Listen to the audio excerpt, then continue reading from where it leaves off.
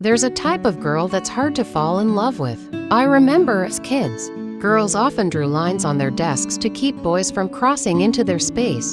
This line was called the demarcation line. Yesterday, I chatted with a former classmate in a group.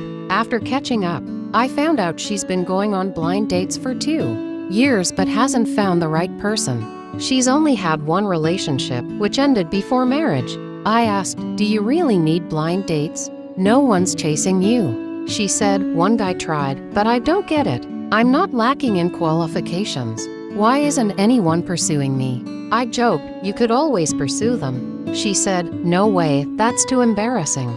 She thinks she's well off because she's a government employee. Her parents gifted her an apartment, and she owns a car. She doesn't earn much but supports herself with hobbies like shopping online. By all accounts, she's a good girl, but to me, she's uninteresting. It's not that women need to be extremely attractive to be sexy.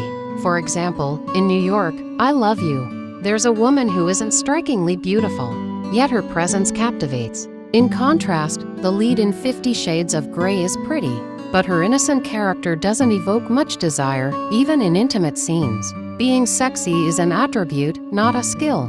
Real sex appeal creates respect in men. But many women lack this, either being too closed off or too open. Some even fear their own attractiveness. I once gave advice to a girl whose wish was to be approached by men on the street. I suggested starting with makeup.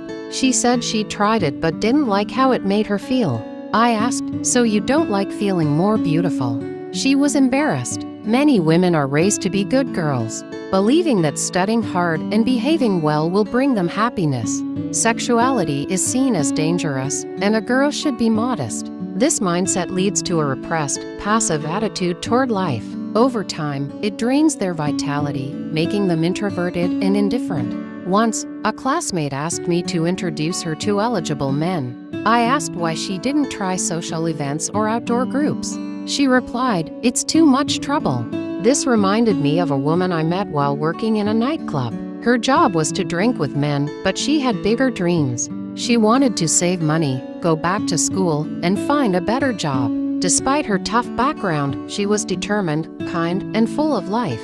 Compared to women who only complain and daydream, isn't she more appealing? There's a saying, "You attract what you are." The people you meet reflect your own self.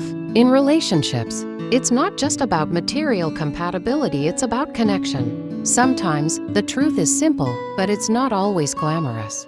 That's all for today. Thanks for listening. Please share this article and keep learning every day. You're never alone here.